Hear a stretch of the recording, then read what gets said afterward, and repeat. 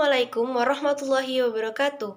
Perkenalkan, nama saya Nesa Alfionita dengan NPM A1A021084, kelas 2C, Prodi Pendidikan Bahasa Indonesia. Baiklah, pada video kali ini saya akan menceritakan cerpen Cinta untuk Sang Prajurit, karya Nesa Alfionita. Simak videonya ya. Perkenalkan, namaku Natasha, seorang mahasiswa S1 di sebuah universitas, yaitu Universitas Bengkulu. Cerita ini berawal ketika aku berada di titik terendah hidupku. Ya, bisa dibilang berada di titik terendah, karena sejak saat itu aku lebih suka mengurung diri dan menjauhi keramaian. Yang ada di benakku hanyalah sendiri lebih baik. Setelah kejadian itu, kejadian yang mematahkan hati dan mentalku, aku benar-benar tidak percaya soal cinta. Dan aku benar-benar menutup kemungkinan dari kata-kata soal cinta. Yang ada di benakku hanyalah sendiri. Sampai suatu hari di mana mengubah pikiranku bahwa sendiri lebih baik. Sebut saja namanya Adam. Adam adalah sepupuku. Dia adalah seorang prajurit TNI AD. Hari itu Adam menelponku untuk memberikan kabar bahwa pelantikannya lancar. Aku sangat bahagia mendengarnya. Akan tetapi aku juga merasa sedih karena tidak bisa mengikuti pelantikan Adam. Tapi Adam menenangkanku dengan berkata bahwa cukup doa yang menguatkanku. Kami bercerita sangat banyak. Dia bercerita tentang bagaimana pendidikannya, aku juga bercerita tentang bagaimana keseharianku. Tiba-tiba saat aku sedang asik mengobrol dengan Adam, ada seorang laki-laki berbicara di seberang sana dengan Adam. Aku diam sejenak dan memperhatikan. Lalu, laki-laki yang berbicara dengan Adam menyapaku. Assalamualaikum, Mbak. Salam kenal. Sepupunya Adam ya? Ku jawab, Waalaikumsalam. Iya mas, salam kenal. Lalu, aku dan dia sedikit mengobrol lewat HP sepupuku. Kemudian, dia meminta izin untuk meminta nomor WhatsAppku. Mbak, apakah boleh saya save nomornya? Kemudian ku jawab, iya mas, boleh. Kemudian aku kembali mengobrol dengan sepupuku. Selepas mengobrol dengan sepupuku, ada notif chat masuk ke WhatsAppku. Notif itu dari teman sepupuku tadi. Dia memperkenalkan dirinya. Namanya Dani. Dia juga seorang bintara muda, sama seperti sepupuku. Lalu kemudian aku juga memperkenalkan diriku. Aku tidak tahu apa yang terjadi pada diriku hari itu. Aku yang biasanya malas merespon chat dari lawan jenis, tapi kenapa kepada Dani rasanya begitu berbeda? Chattingan kami tidak berakhir sampai di situ saja. Keesokan harinya, Dani kembali mengirimiku pesan, yang isinya seperti ini. Assalamualaikum Mbak, selamat pagi. Sudah sholat subuh belum? Kemudian ku jawab, Waalaikumsalam Mas, sudah. Mas sendiri gimana? Kemudian dia menjawab, sudah Mbak, sudah sholat subuh, sudah sarapan, sudah lari juga, hehe. Kami chattingan seperti orang yang sudah lama kenal. Dani sering menelponku, sekedar bertanya kabar, atau mengingatkan sholat dan memberi semangat. Semakin hari aku dan Dani semakin dekat, akan tetapi kami belum memiliki hubungan yang spesial. Sampai suatu hari, Dani mengirimiku pesan yang sedikit membuatku terkejut.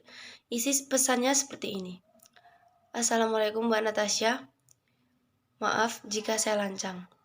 Akan tetapi sepertinya saya mempunyai perasaan lebih kepada Mbak Natasha.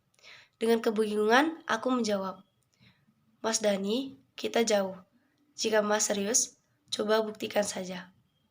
Seminggu kemudian dia memberiku kabar bahwa besoknya dia akan pergi menemuiku di Bengkulu. Aku tidak tahu bagaimana perasaanku saat itu. Bahagia, cemas, takut, menjadi satu. Besoknya, pagi-pagi, aku pergi ke bandara bersama 2 orang temanku. Aku benar-benar sudah tidak tahu apa yang aku rasakan saat itu.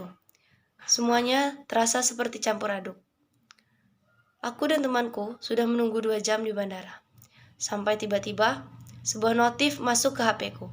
Notif yang benar-benar aku tunggu. Isinya seperti ini. Assalamualaikum Mbak, saya sudah sampai. Sebentar lagi saya keluar. Mbak tolong tunggu di dekat pintu keluar. Dengan perasaan tak karuan, aku melangkahkan kakiku ke tempat yang Dani maksud. Beberapa menit setelah itu, aku melihat seorang laki-laki keluar dari pintu keluar bandara. Dengan langkahnya yang tegap dan seragamnya yang khas tentara negara Indonesia. Aku tidak bisa menahan tangisku. Tangis bahagia yang sudah lama tidak aku rasakan di hidupku. Dia langsung mengenaliku dan lalu datang kemudian memelukku. Tangisku tidak berhenti, malah semakin menjadi-jadi.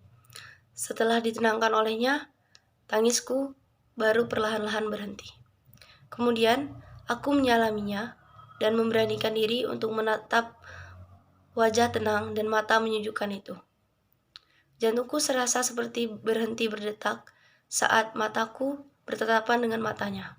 Apa ini? Perasaan apa ini? Setelah sekian lama aku baru merasakannya kembali. Aku berpikir sejenak. Apakah ini cinta?